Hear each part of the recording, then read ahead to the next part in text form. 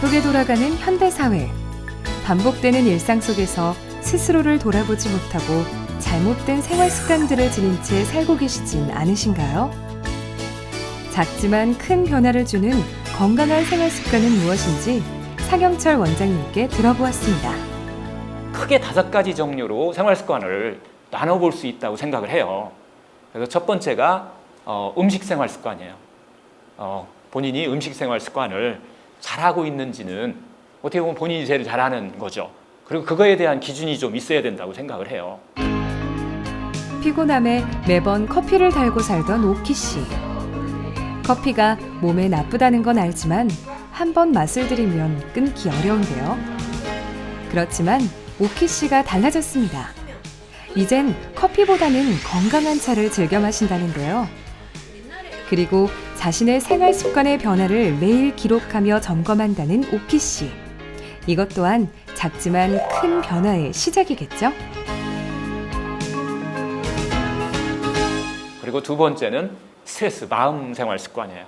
스트레스를 받는 생활 습관을 자기가 하고 있는지 이런 것들을 좀 알아보는 거. 그래서 그런 습관을 하고 있다면 그걸 좀 바꾸는 거. 일에 치이고 쫓기다 보니 생긴 현대인의 고질병 스트레스. 화를 내는 것 말고 우리는 무엇을 할 수 있을까요? 유기농 아라오색 20%, 찹쌀 20%. 영남 씨의 일상을 관찰해 보았습니다. 사업 관련 준비로 한참 바쁜 모습인데요. 갑자기 업무 중 스트레칭을 시작하는 영남 씨.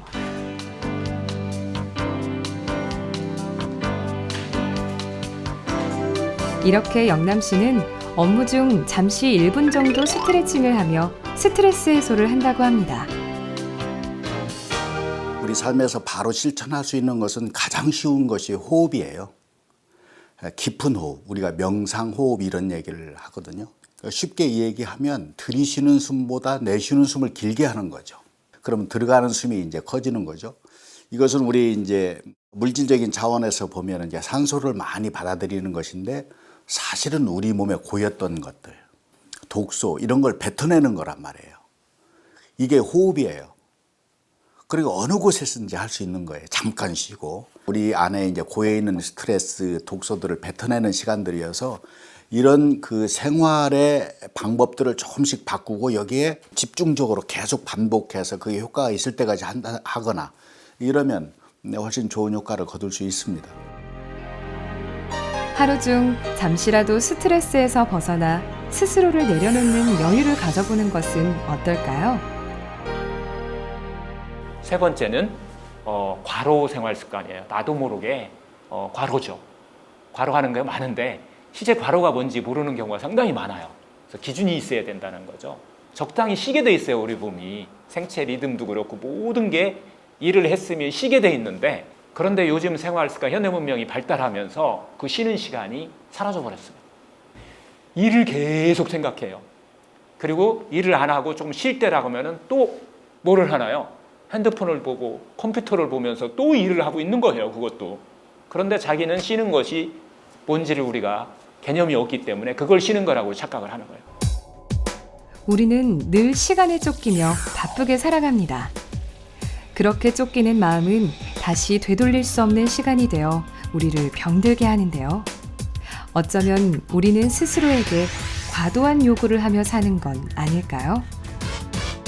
가정의 가장으로서 결혼 이후로 책임을 져야 된다는, 내가 긴장을 하지 않으면 놔버리면은 앞이 불안하고 그런 점이 많이 있었기 때문에 좀 여유를 찾기가 좀 힘들었었죠. 자신에 대해서 너무 생각 많이 안 하고 살았구나라는 생각 들기는 해요.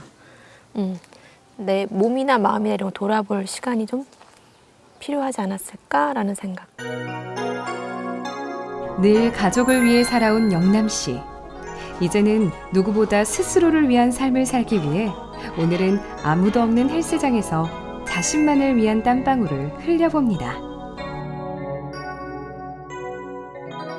네 번째는 지금 사회적인 문제가 되는 환경오염 독소예요. 상당히 많은 미세먼지부터 시작을 해서 이거 해결하는 방법을 뭐 국가도 해야 되지만 본인도 해야 돼요. 그래서 제 생활 습관을 하나 간단하게 소개를 하면 미세먼지 농도부터 봅니다. 그래서 만약 미세먼지가 높다 그러면은 마스크를 쓰고 오는 거예요. 그런 어떤 그 환경오염 독소에 대한 대처 방법까지 우리 스스로 대처하는 방법까지 좀 하나씩 찾아가는 필요가 있다는 거죠. 환경 독소. 무심코 스쳐 지나가는 듯하지만 장기간 노출되면 호흡기 질환뿐 아니라 다양한 질환의 원인이 되기도 합니다. 그래서 이제는 환경 독소 대처 방법에 대해 생각해 보는 것뿐만 아니라 이미 황폐화되어 있는 우리 몸도 치유해야 하는데요. 체내에 쌓여 있는 독소를 배출하기 위해서는 녹황색 채소와 과일을 섭취하는 것이 도움이 된다고 하죠. 후회하면 때가 늦는 법. 지금부터라도 조금씩 바꿔나가는 생활 습관의 변화는 우리 몸에 긍정적 효과를 불러오게 됩니다. 5번째가 유전입니다.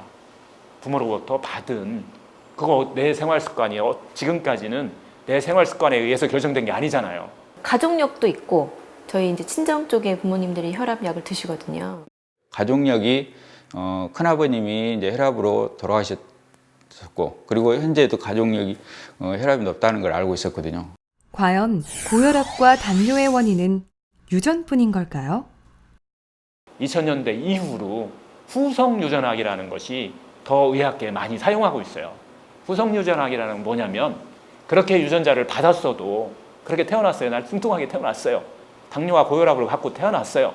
유전적으로 그렇게 해도 내가 생활을 잘하면 그 유전자가 발현을 하고 잠자고 있다는 거예요. 죽을 때까지 안 나타날 수 있다는 거예요. 4가지 큰 카테고리의 생활 습관을 잘하게 되면 그 유전자는 그냥 휴면하고 있어. 발현이 안 되고 그냥 있다. 이것을 갖다가 후성 유전학이라고 얘기를 하는 거예요.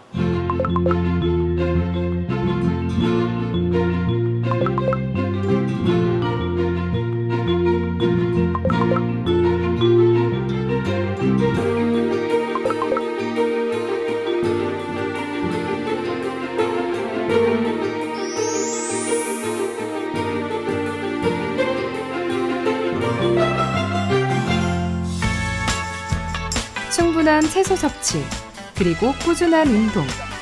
8주간 누구보다 노력해온 그들의 이야기. 짧은 시간이었지만 그들의 삶에 큰 변화를 일으킨 생활 습관의 변화. 과연 그들은 기적을 일으킬 수 있을까요?